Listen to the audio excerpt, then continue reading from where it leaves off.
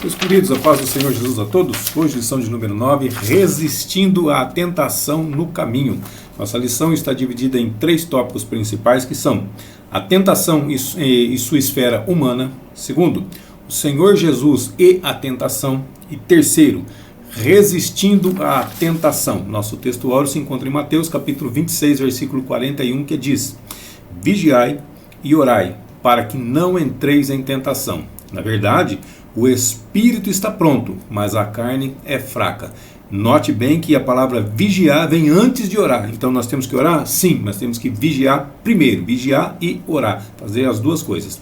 A verdade prática diz que no lugar de ceder à tentação, é melhor triunfar ou vencer sobre ela. A palavra-chave é tentação. Primeiro tópico, a tentação e sua esfera humana. Primeiro subtópico, conceito bíblico de tentação. Então, no hebraico a palavra é massá, que significa teste, significa provação.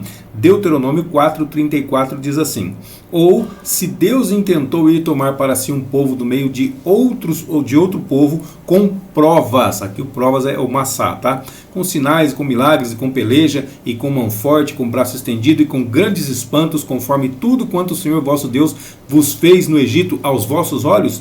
Aí o Salmo 95, verso 8 também diz assim, ó: não endureçais os vossos corações, assim como na provocação, aqui a provocação é massá, e como no dia da tentação do deserto. Tentação também é massá.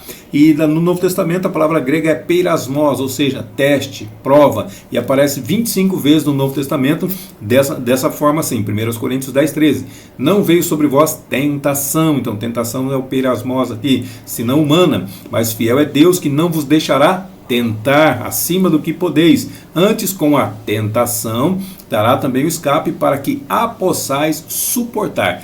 Tem uma segunda palavrinha aqui também, que é o verbo é peirazó, ou seja, o substantivo é perasmos e o verbo é perazó.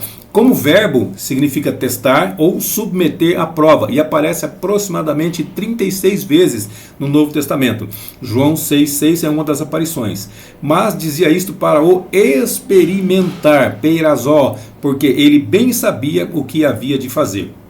Também Apocalipse 2:2 vai aparecer a mesma palavrinha. Conheço as tuas obras e o teu trabalho e a tua paciência, e que não podes sofrer os maus, e puseste à prova, olha só o perasmos aqui, puseste à prova os que dizem ser apóstolos e o não são, e tu os achaste mentirosos.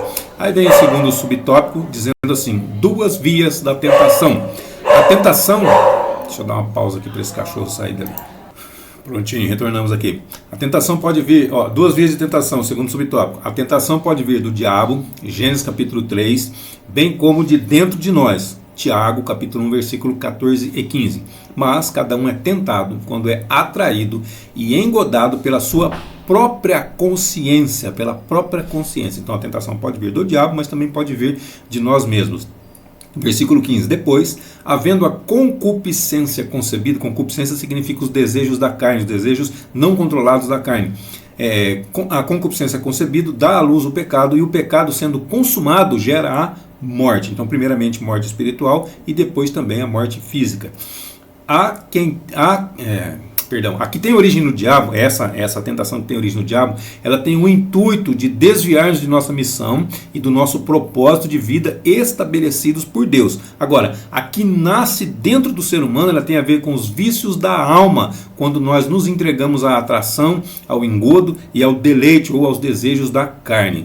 Aí vem o terceiro subtópico, que diz: tentação, um fenômeno humano. Então não é nada fora do... Não, é um fenômeno humano, é alguma coisa natural. Então ninguém sendo tentado, Tiago 1,13, diga: de Deus sou tentado, porque Deus não pode ser tentado pelo mal, e também a ninguém tenta. Então existe a aprovação, que, não é a tentação, mas a aprovação, às vezes é traduzido por tentação, mas o correto é aprovação. Então existe a aprovação que vem da parte de Deus. Para que serve?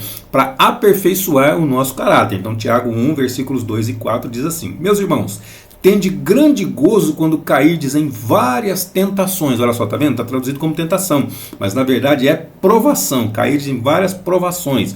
Tenha, porém, a paciência, a sua obra perfeita, para que sejais perfeitos e completos, sem faltar em coisa alguma. Então essa provação aqui, ela só vem para nos aperfeiçoar, para que nós nos tornemos perfeitos diante de Deus. Vamos dizer, tem alguém perfeito na terra? Irmãos, não tem. Todos nós somos falhos, todos nós somos imperfeitos, todos nós somos pecadores. Quando atingirmos o nível de perfeição, pode ter certeza que nós vamos ser levados para o céu juntamente com o Senhor. Então, um teste que incita ao mal, ele não vem de Deus, mas são de responsabilidade de quem? Do diabo? Não, isso é responsabilidade humana, responsabilidade nossa mesmo. Romanos 8,6. Porque a inclinação da carne é morte, mas a inclinação do espírito é vida e paz. E também 1 aos Coríntios capítulo 10, versículo 13 diz: não veio sobre vós tentação senão humana, mas fiel é Deus, que não vos deixará tentar acima do que podeis. Antes, com a tentação, dará também o escape, para que a possais suportar. O resumo desse tópico diz que a tentação é um fenômeno que ocorre na esfera da natureza humana. Então, o segundo tópico fala sobre o Senhor Jesus e a tentação. Primeiro subtópico, a provação do Senhor Jesus. Então, logo após o batismo de Jesus, o Espírito Santo conduziu o Senhor Jesus para o deserto. Para quê? Marcos capítulo 1, versículo 12 e 13 diz: e logo o Espírito o impeliu para o deserto, versículo 13, e ali esteve no deserto 40 dias, tentado por Satanás, e vivia entre as feras, e os anjos o serviam. Uma passagem similar está lá em Lucas capítulo 4, versículos 1 e 2, que diz: e Jesus, cheio do Espírito Santo, voltou do Jordão, ou seja, após o batismo dele, e foi levado pelo Espírito ao deserto. Então ele saiu de onde tinha água e foi para um lugar seco, saiu do batismo e foi passar pela provação, e 40 dias foi tentado pelo diabo. Então, se você imagina que Jesus, depois dos 40 dias, lá no finalzinho, o diabo chegou para ele com 3 tentaçõezinhas só, está enganado, tá? Olha o que diz aqui, ó: 40 dias foi tentado pelo diabo, e naqueles dias não comeu coisa alguma, e terminado eles, ou seja, terminados os dias, terminados os 40 dias, teve fome. Então não foi só aquelas 3 tentações que a Bíblia descreve em Mateus, em Marcos, não são só essas 3 tentações não, tá bom? Foram 40 dias sendo tentado pelo diabo, é o tempo todo. Aí relatado pra gente foi só essas 3 aí. Foram 40 dias sendo tentado. Então o objetivo de Satanás era fazer com que Jesus ele desviasse do seu propósito, não é isso? A tentação que vem da parte de Satanás é que nós nos desviemos do nosso propósito. Com Jesus não foi diferente. A tentação da parte de Satanás era porque Jesus se desviasse do seu propósito, ou seja, que ele não fizesse o que ele veio para fazer. João 4,34 diz: Jesus disse-lhes: a minha comida é fazer a vontade daquele que me enviou e realizar a sua obra. Então, o que Jesus veio fazer é isso daí, veio fazer a obra de Deus, e ele diz que isso servia de alimento para ele. Então, a minha comida é fazer a vontade daquele que me enviou. Então, houve um ataque intenso do maligno contra o nosso Senhor, que resistiu, o próprio Senhor, né? Resistiu sabiamente por meio da oração, por meio do jejum e por meio da palavra. Lembra da lição que nós falamos sobre as 3 armas do cristão? Então Jesus venceu dessa forma. Então, embora fisicamente ele estivesse frágil, o Senhor Jesus estava espiritualmente forte. Lembra quando Paulo fala que a carne é fraca, mas o espírito está preparado, o espírito é forte? Então, é essa parte aqui, ó. A carne dele estava fraca, porque ele estava mortificando pelo Jesus, estava sendo mortificado pelo jejum. Ele estava sendo mortificado pelo jejum, mas o seu espírito estava cada vez mais forte. E assim é possível vencer a tentação, não por nós mesmos, mas pelo Espírito Santo de Deus que habita conosco. O segundo subtópico, as áreas que Jesus foi tentado. Jesus ele foi tentado em 3 áreas: área física, na área da natureza divina e também na área espiritual. Olha só, na área física o diabo tentou pedindo que transformasse pedras em pães, pois isso revelaria que ele era o Filho de Deus. Somente o Filho de Deus pode transformar pedras em pães, não é isso? Então ele fala assim: então vai lá, já que você está com fome, transforma essas pedras em pães. Mateus 4,3. E chegando-se a ele o tentador disse: se tu és o Filho de Deus, manda que estas pedras se tornem em pães. Olha só, então nessa área ele foi tentado. Agora, na área da natureza divina, o diabo tenta Jesus pedindo que ele se atirasse, ou que ele se jogasse, que ele se lançasse do pináculo do templo. O pináculo é o ponto mais alto do templo, pois os anjos o guardariam. E ele citou até as escrituras também para falar com Jesus. Mateus 4, 5 e 6. Então o diabo o transportou à cidade santa e colocou-o sobre o pináculo do templo, a parte mais alta do templo, e disse-lhe: se tu és o Filho de Deus, lança-te daqui abaixo, porque está escrito, olha só, o Satanás citando a escritura, porque está escrito, que aos seus anjos dará ordens a teu respeito, e tomar-te-ão pelas mãos, para que nunca tropeces com o teu pé em pedra alguma. Então a segunda tentação de Jesus foi na área da sua divindade. O terceiro, na área espiritual. O diabo tenta o nosso Senhor, desafiando-o a evitar o caminho da cruz para estabelecer um reino pela sua própria força. Então, Mateus 4,9. E disse-lhe: tudo isto te darei, se prostrado me adorares. Então o diabo estava querendo adoração para si, dizendo que entregaria o mundo inteiro, o reino todo da terra para o Senhor Jesus, simplesmente se ele o adorasse. Então nosso Senhor ele foi tentado também na área física, com as necessidades humanas. Então em sua natureza divina, com a ideia de ostentar seus divinos atos ao público, e também na área espiritual, no sentido de idolatrar um outro ser. Toda coisa que a gente coloca em primeiro lugar na nossa vida se torna idolatria se não for Deus. Então Deus tem que ocupar o primeiro lugar na nossa vida. Qualquer outra coisa que tomar o lugar de Deus na nossa vida é idolatria. O terceiro subtópico fala sobre como Jesus venceu a tentação. É uma pergunta que está sendo feita aqui. Como Jesus venceu a tentação? Então nosso Senhor venceu o diabo com a palavra de Deus. Então na primeira tentação ele disse: está escrito, Mateus 4,4, nem só de pão viverá o homem, mas de toda a palavra que sai da boca de Deus. Então aqui ele usou a palavra contra o diabo para poder vencer o diabo. Na segunda tentação, o que ele fez? E também ele disse assim, Mateus 4,7. Ele disse: está escrito, não tentarás o Senhor teu Deus. Primeira resposta, primeira tentação, venceu através da palavra. Segunda tentação, venceu através da palavra. Aí vem a terceira tentação, que está em Mateus 4,10. Ele disse: vai-te, Satanás, porque está escrito. De novo, está escrito: ao Senhor teu Deus adorarás e só a Ele servirás. Então nessas três tentações aqui, nas finais, Jesus usou a palavra para poder combater Satanás. E é assim também que nós devemos fazer.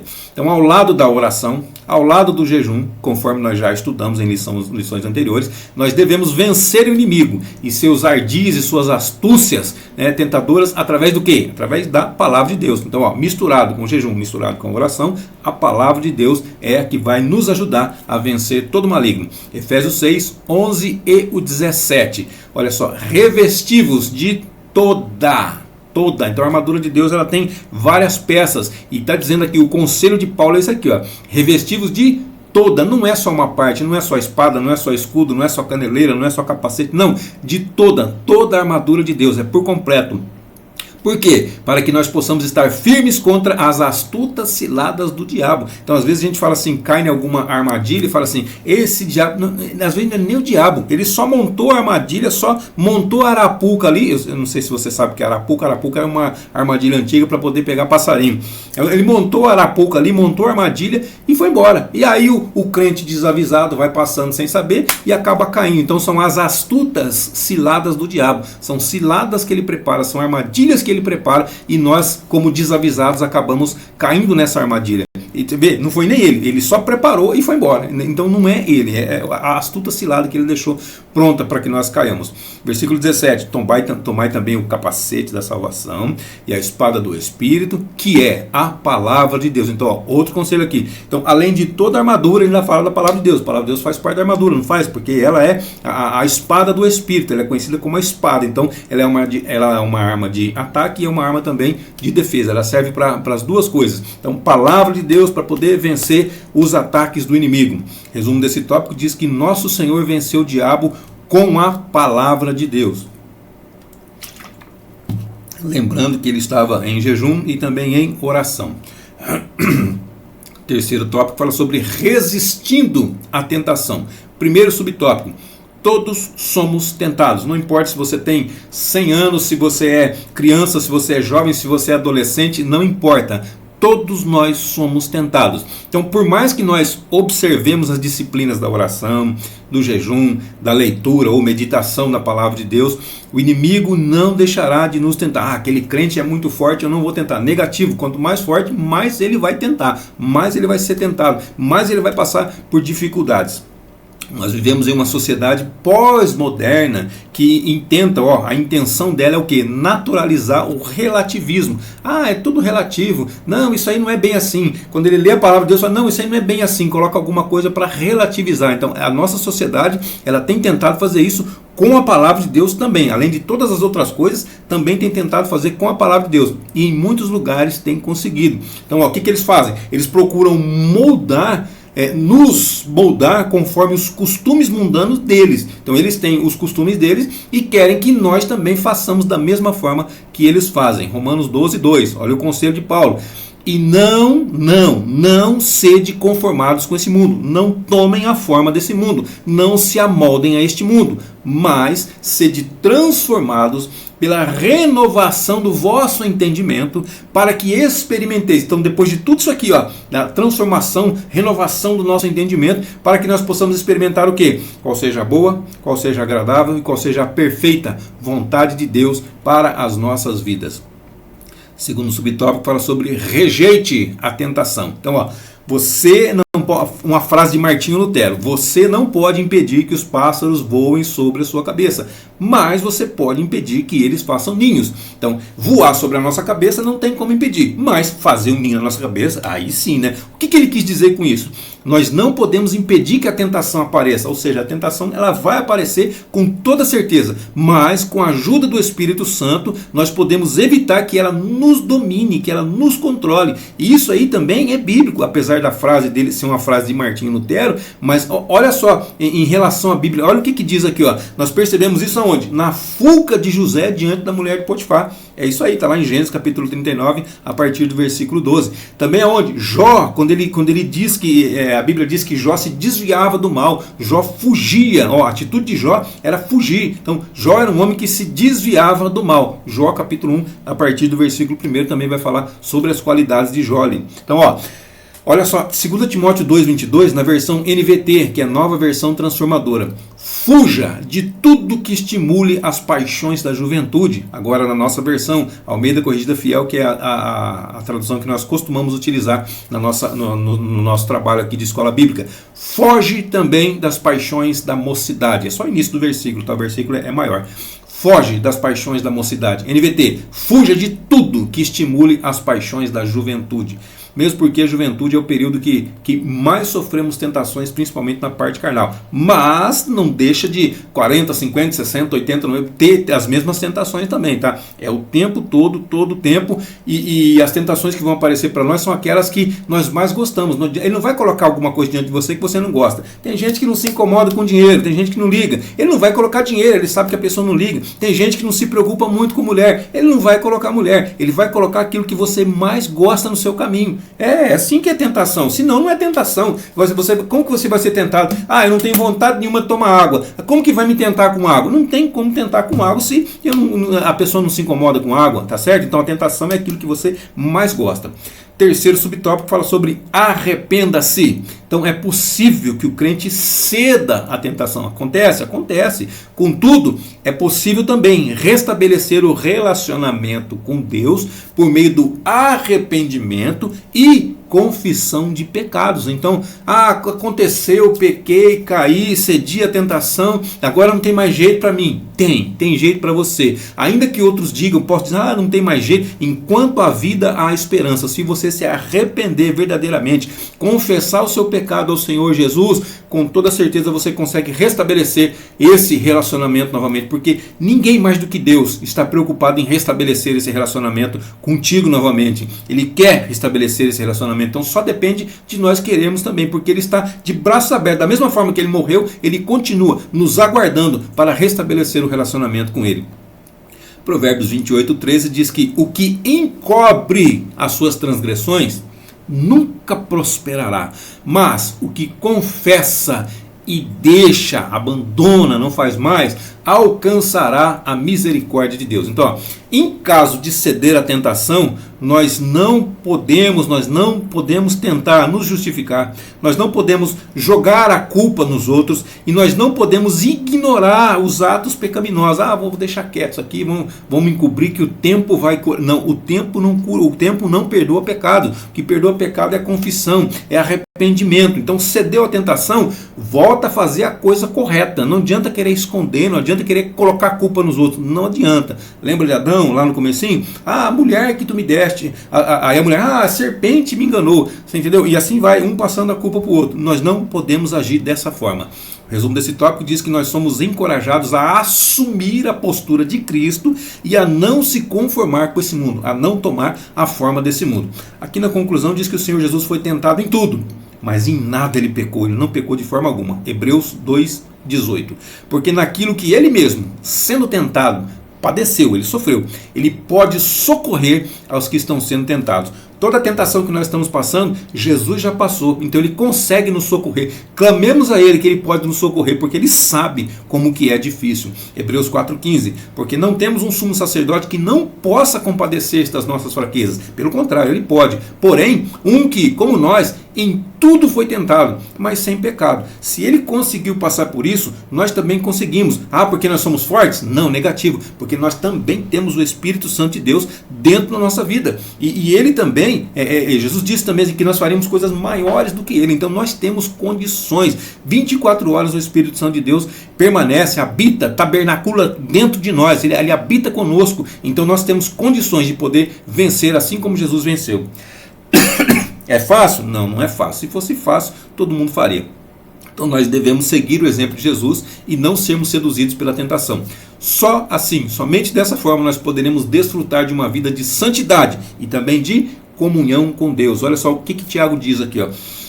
1,12, Tiago. Bem-aventurado o homem que sofre a tentação, porque quando for provado, receberá a coroa da vida, a qual o Senhor tem prometido aos que o amam. Ah, você ama ele, pode ter certeza que vai receber a coroa da vida. E outra coisa aqui também, Tiago 4,7. Sujeitai-vos, pois, a Deus, resisti ao diabo, e ele fugirá de vós. Então, não é só resistir ao diabo que ele vai fugir de nós. Não. Primeiro, estamos sujeitos, estamos debaixo da autoridade de Deus. Depois, nós resistimos ao diabo. Aí sim, o que ele vai acontecer? Ele vai fugir de nós. Um outro conselho de Paulo também, 1 Tessalonicenses 5:22. Abstende-vos de toda aparência do mal. Troca essa palavrinha aqui. Fujam, corram de toda aparência do mal. Então nem sempre é o diabo que vai fugir de nós. Às vezes nós vamos ter que fugir dele. Então, se nós estamos sujeitos a Deus, nós vamos resistir ao diabo, ele vai fugir de nós. Mas há momentos que nós precisamos fugir de toda aparência do mal. Amém, queridos? Deus abençoe sua vida, sua saúde, seu ministério, suas finanças. E até a nossa próxima aula, se assim Deus nos permitir.